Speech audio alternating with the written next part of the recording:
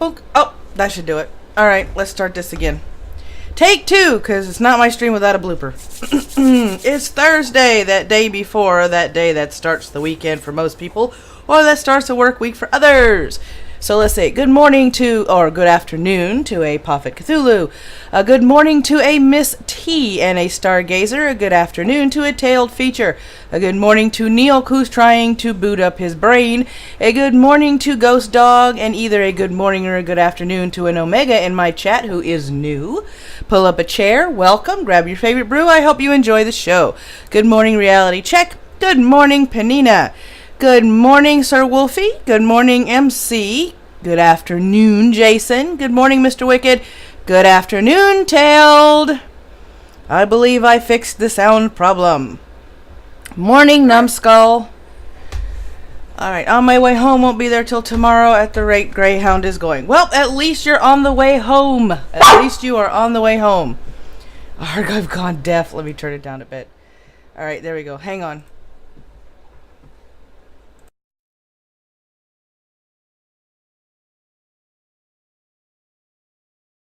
I guess that's going to be an every morning thing now. Let me see here. What's been going on? Apparently, the woman spearheading the Iranian women's movement has gone missing. I am going to see if I can dig a little deeper into that and come up with a blog article for that particular story. There are some stories that I am going to start putting on the blog exclusively instead of reporting here on the show. So, there is that among all the moving and everything else. Those of you who follow me on Twitter realize that we might have a small snafu. I'm crossing my fingers and hoping for the best.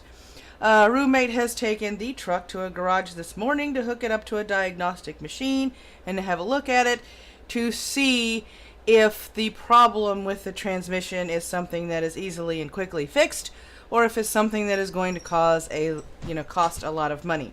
I'm hoping the former more than the latter, because God knows transmissions are expensive. So there we have it. I'm crossing my fingers. Also, too, since Ronan came off training, they actually took him off training pay, so he has a paltry little less than $200 for his paycheck this week. So we're still a little tight on money, but we are trying to get there. Let me see here. And as usual, we start with me putting my glasses on that you can't see so I can read some tweets that I found this morning. So, blip. Captain Safia Ferozi is currently the only woman pilot serving in the Afghan Air Force. Okay, good, I'm on. She flies a C-208. She hopes to encourage other women to aim high and blaze their own trail. Crossing my fingers for her and wishing the best for her. She is the only female pilot in the Corps. Let's hope there are more and competent pilots, because women pilots are one thing, competent women pilots are quite another.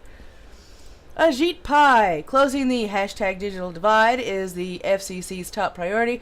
Grateful to members of Broadband Deployment Advisory Committee for their hard work in coming up with recommendations for ways to promote digital opportunity. My remarks this morning, and I'm going to read those now. Alright, so we have remarks of the FCC Chairman Ajit Pai at the 4th meeting of the Federal Communications Commission's Broadband Deployment Advisory Committee, otherwise known as the BDAC, because the government loves its alphabet soup. Good morning. I have good news and bad news to share with you. The good news is that the government shutdown is over. The bad news is that the Patriots are still in the Super Bowl. On a more serious note, thank you all for coming today. And more importantly, thank you for your service on the Broadband Deployment Advisory Committee. I know that we've asked a lot of you as part of this voluntary effort. Some might say we've asked too much, that we've taken advantage of you by making you work so hard. But I see the demands we've placed on you as simply respecting your time and talent. Let me assure you that your work is greatly appreciated. And it's having an impact. Okay, I will, Ghost Dog. Thanks. Special thanks to the BDAC's leadership team, especially your chairwoman, Elizabeth Bowles, and vice chair, Kelly Cole. Thanks to all those who have gone the extra mile to lead our various working groups. Let's see. First, the BDAC's work is critical to my top policy priority as FCC chairman, closing the digital divide. I have long ago said that every American who wants to participate in the digital economy should be able to do so. And the plain reality is that if you live in rural America, you are much less likely to have high-speed internet access than if you live in a city. If you live in a low-income neighborhood, you are less likely to have high-speed internet access than if you live in a wealthier area. To change that, we need massive investment to construct, expand, and improve wired and wireless networks, and to spur that investment, in turn, the FCC needs to remove outdated and unnecessary regulatory barriers. That is why at my first open meeting as FCC chairman, I announced the establishment of the BDAC, and since last March, you've been hard at work developing recommendations to the FCC about strategies to promote better, faster, and cheaper broadband. Indeed, you've been working so hard that it's going to take you 2 days, rather than the one typical for advisory committee meetings, to review and finalize many of these recommendations. And once you do that, we'll begin to take action on them. A second reason why this one-year anniversary means something is that the BDAC reflects a core tenet of my policy-making approach, that the decisions we make inside this building must reflect input and fresh ideas from outside these walls. The telecom policy expertise that resides at the Commission is truly world-class, but the FCC doesn't have a monopoly on good ideas. Far from it. So the rest of that is down below. Morning, Magnus, my truckin' motherfucker. How are you doing this morning? Oh, let me see here. It's really dumb because most of the UK has 4G or 3G. Yeah, we're supposed to be technologically advanced, but we seem to be behind other countries in terms of internet and broadband access. But it looks like he's actually making strides to improve that and to fix that problem, to give everybody a chance to get, connected. It's a loaded question. Uh-oh. All right. Department of the State. The U.S. strongly... Let me do this so I can open this up and read this. The U.S. strongly rejects the call by Venezuela's illegitimate constituent assembly for snap elections. This vote would be neither free nor fair and would not reflect the will of the Venezuelan people. We call on the Maduro regime to return to democratic constitutional order. This is the same regime that wants to completely rewrite the Constitution, so we will see how that goes. And that wraps up the tweets for the morning. Oh, no, we got one more. Travel, and the State Department actually has a travel thing. We've launched new travel advisories and alerts to help U.S. citizen travelers assess for themselves the risks of travel. Browse your country pages at, and there's the link, to know before you go. Take us with you. So, travel advisories and everything on that particular website. So if you travel an awful lot, please visit that site to keep up on the latest requirements and, if travel's allowed in certain areas and if it's not allowed in others. So you don't want to get in trouble and not be able to come back to the good old US of A. Yes, and I have a very hyper dog this morning. He's been hyper for the past few days because I think it's been raining and icy and all that stuff, and he hasn't been able to do anything on his own. Poor thing has got cabin fever, I think. Alright. So, we know what time it is now.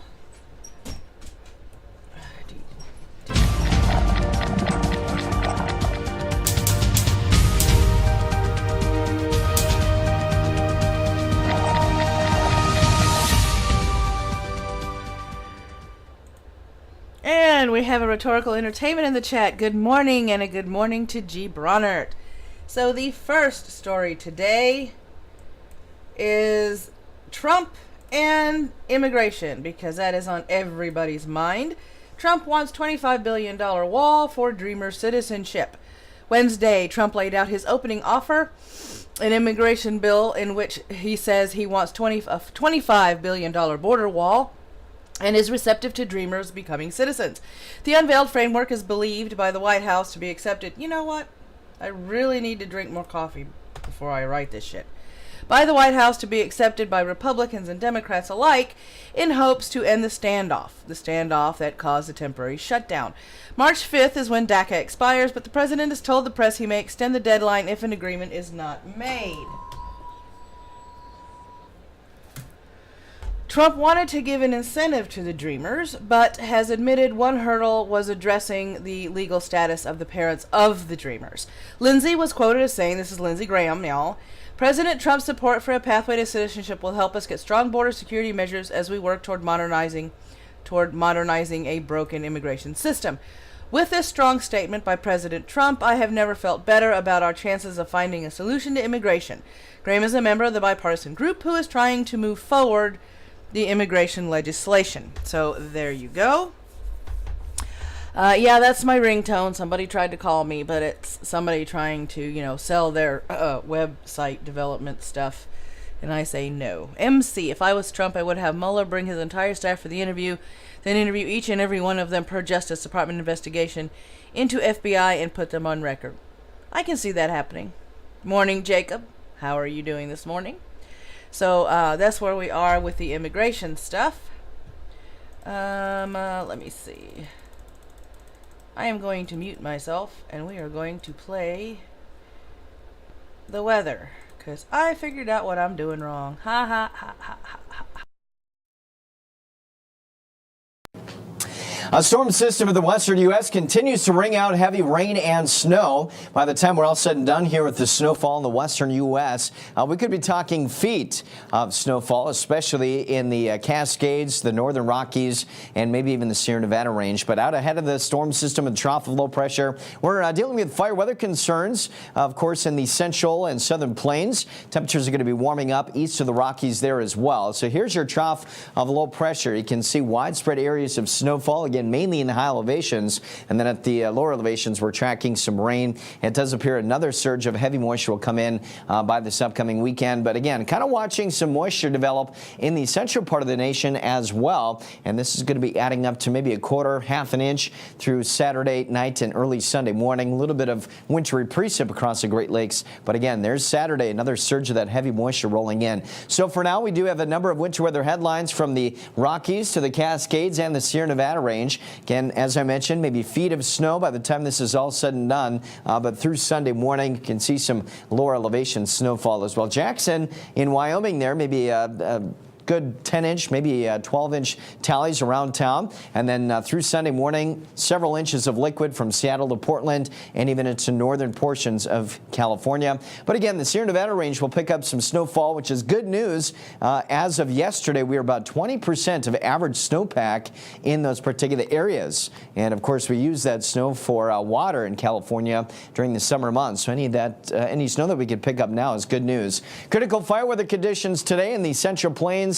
Red flag warnings have been posted. Winds will be gusty. In fact, some 30 to near 40 mile per hour winds. And then even tomorrow, we're looking at some 20 to 30 mile per hour winds. So for Friday, we do have elevated fire weather concerns in those areas. But again, we do have some rain on the way for the lower Mississippi Valley, which again is going to be coming in late week. Yep, I figured it out all by myself. I actually was playing the video through OBS, and this is how I found it out.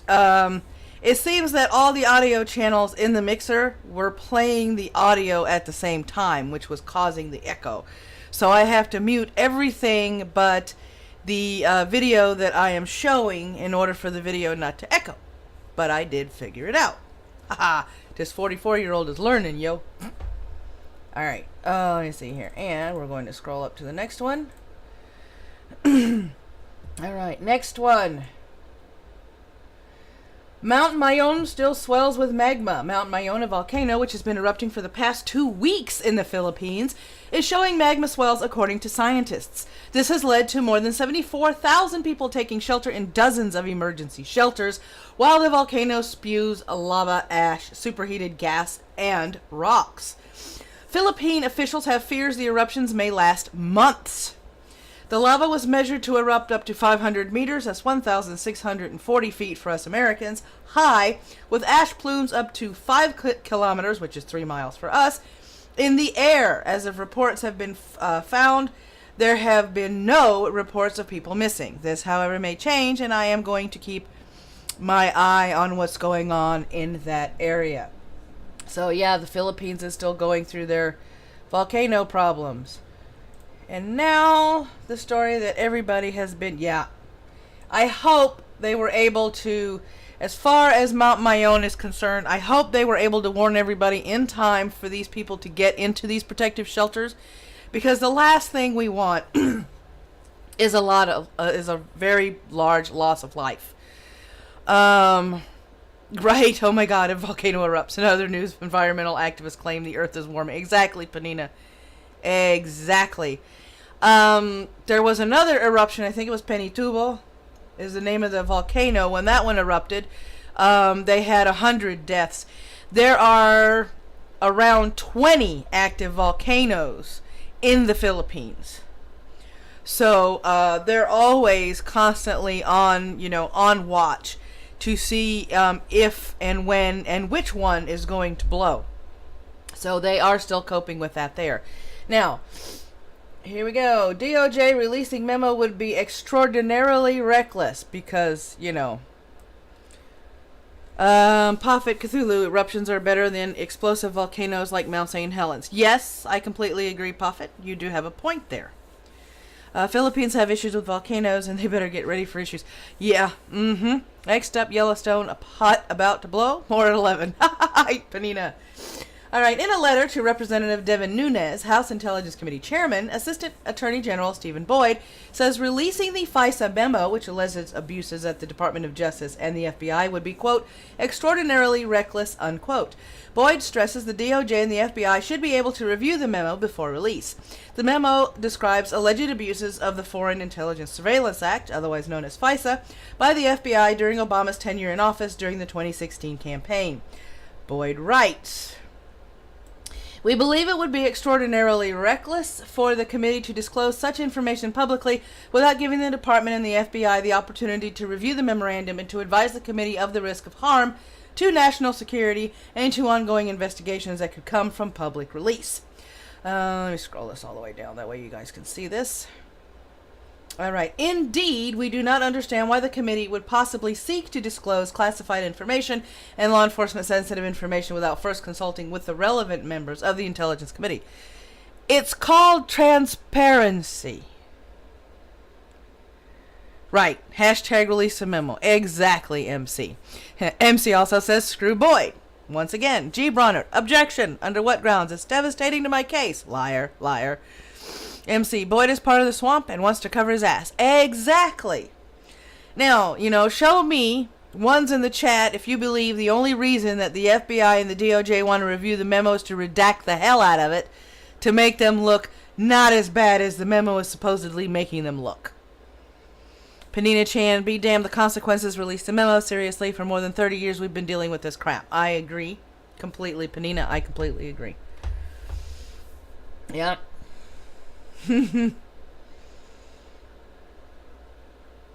Yep, I've got a lot of ones in the chat. Yeah, they're trying to cover their ass. Of course, rule number 1 of government work is CYA, which is, short for cover your ass. But in this case, I believe the committee should go ahead and vote past the pass it in order for it to land on Trump's desk, because I believe Trump will declassify it. Because we need to see what went on. We've got too many different stories, too many people looking into too many things, too many rocks being turned over. And this 4-page memo may give us the answers that we have been looking for. It's like I said, they want to cover their asses.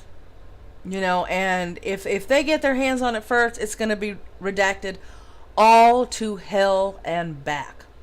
I'm not sure if it proves they were trying. No, what the memo is allegedly proving is that Obama actually authorized the FBI and the DOJ to use FISA to spy on Trump during the campaign. I believe that's what the memo alleges. It has not been released yet, but that's what they're hinting at. So that's where we're going with that. Let me see here. And if that actually is the case, that is going to blow open a whole other can of worms.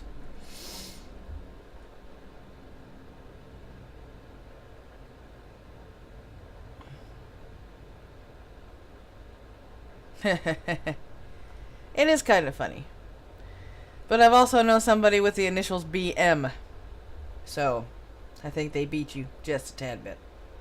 Your mother was a hamster, and your father smelt of elderberries.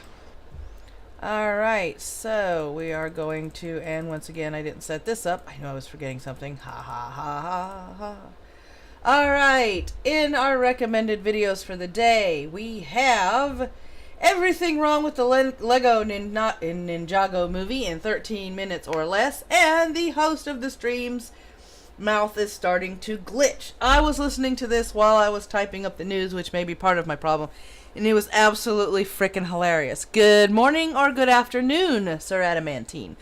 Unwise immigration is what leads to FISA. When you invite the enemy in, you need to monitor us all. You do have a point. You do have a point. Second recommended video for the day is Cognitive Thought. Complaints are racist. Sponsored by Geek Thulu. And he does that on purpose because he knows there's a silent H in there. He left that out on purpose. This is one of those videos that was deleted from YouTube. But it points out this guy trying to call the other guy racist when they're both from the same country and they both follow the same belief system. It's the irony and the hypocrisy in this and the lack of just cognition is astounding. Doomsday Clock number 2, Batman meet Rorschach, Rebirth complete story on the Comicstorian's channel. I have to finish listening to this, but it was very interesting. I may have to go back and do listen to number 1. He does read these comics, or he does kind of summarize them in his own way, and they are very entertaining to listen to. So if you don't have the Comicstorian on your subscription list and you are a comic book buff, what are you waiting for? He's got some really good content. I also like the way that he went in depth into the Infinity Gauntlet series. And since the Infinity War is coming up in the movies, I do suggest you go to his channel and look that up if you have not read the Infinity Gauntlet series. It is very good. He does break it down, and by the time you're done, you're going to know what to expect when you walk into the movie theater to watch the movie. The last one, Power of Saying No by James Von Maxwell, Dr. Ginger Hamster. He goes into James Franco, the allegations against Franco, and a little bit of common sense. We can't read one another's minds. And his whole take on this is, women, if you don't want it, just say no. We can't read your minds. Nonverbal cues can sometimes be misconstrued for something else. And it is a really good and entertaining video to watch. Of course, I could probably listen to James Von Maxwell all day. He has that nice, soothing radio voice that is really easy to listen to. It almost looks like you're cussing in my live chat. So, there are the recommended videos of the day. Alright, now, and let me see what we've got here. Here is the cancer. Contraceptive app hit with complaints after allegedly causing 37 unwanted pregnancies out of Jezebel. The contraceptive app Natural Cycles, which tracks your fertility cycle and tells you what days you don't need protection, has been hit with a complaint after 37 women in Sweden reported unwanted pregnancies due to using the app. The Swedish broadcaster SVT reports that the Söderjönkhus hospital in Stockholm, where the 37 women received abortions, reported the app to the Swedish regulator MPA, which is the Medical Product Agency. It's a new method and we see a number of unwanted pregnancies, so we are reporting this to the Medical Products Agency, a midwife at the hospital told a news outlet. Natural Cycle cites a typical use efficacy of 93% and was actually certified by the EU last year as a form of birth control. The company told the website The Verge that they are in contact with the MPA regarding every individual case in Sweden, and so they were conducting an internal investigation with their clinical department. Morning A Hair Duelist. At first sight, the numbers mentioned in the media are not surprising given the popularity of the app and in line with our efficacy rates, Natural Cycles wrote in a statement. As our user base increases, so will the amount of unintended pregnancies coming from the Natural Cycles app users, which is an inevitable reality. So, not so much cancer, but I just want to kind of... Thank you, Sir Adamantine. Let me put the live stream announcements back up there. Alright, as we can see, the Ghost Poop podcast is not airing, and Numbskull is not airing this morning, but the rest of them are fairly accurate. Or, wait a minute, let me fix that. Because I knew I was forgetting something. Something was going way too smooth this morning. Now I figured out what it was. Alright, there's only going to be 4 this morning.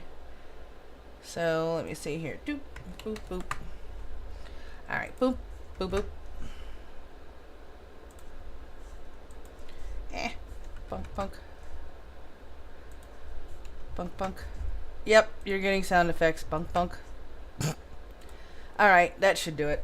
Alright, let's unlock this so I can make this just a little bit longer. There we go. If you're wondering why for the past couple of days there has been this little bar down at the bottom, it's because those are extraneous moving... Oh, hey Wiki! When did you pop in? Hey Wiki, well, how's it going? The bar at the bottom is extraneous moving expenses, like little clothing, kitchen stuff, furniture, stuff that I couldn't put on a wish list because, well, quite frankly, I don't know the size of the apartment. I'm hoping to be staying in a weekly efficiency hotel while I'm looking for an apartment. The move is scheduled for the 1st of March. Provided there are no more hiccups with paychecks and everything keeps going, everything goes smoothly. So, because Ronan is now hubbed out of Texas, so he is not coming home anymore because his home is out in Texas, so I have to follow him out there. So that is the update on the move. As far as fertility apps are concerned, I use one called Fertility Friend. I haven't had any problems with it. I haven't gotten pregnant with it. But still, as far as fertility apps are concerned, you have to know yourself, know your body, and, track your period. Because sometimes your period can come a day late, sometimes it can come a day early. Being a woman is rough trying to keep up with, the monthly unwanted visitor, Aunt Flo, the monthly pain in the ass, whatever you want to call the thing. I call it my pain in the ass. So, apps are a good, useful tool, but apps to track your fertility should be taken with a grain of salt and very, very cautiously. I always add a couple of days to the end of the fertility period just to be sure I'm in the clear, because being 44, I don't need a kid. Aunt Flo, yeah. And Miss T. I now use menopause. I have 6 years. I keep praying for menopause. It needs to hurry up and get here. Early. I swear. I have endometriosis. The earlier my period comes, the happier I'm going to be. Morning, CT. I have tried the pill, and I also tried Norplant. But right now, since we don't have health insurance, I am using an app. So, but I also know how to, add days and subtract days as needed from the app, so a little oops isn't born. And somebody's gonna go, oh my god, she called it an oops. Yeah, I called it an oops. Unscheduled children are oopses. They're blessed oopses. They're wonderful oopses, but they're oopses. It's all a part of me being brutally honest. So. Ding. Yay! Let me see if that pops up on my stream here. Crap. Yay! Alright, thank ya! Somebody either paid me something, started following me, or because I can't tell right now. And it probably didn't show up because it's not showing up over here, because I forgot to put the stupid Streamlabs over here.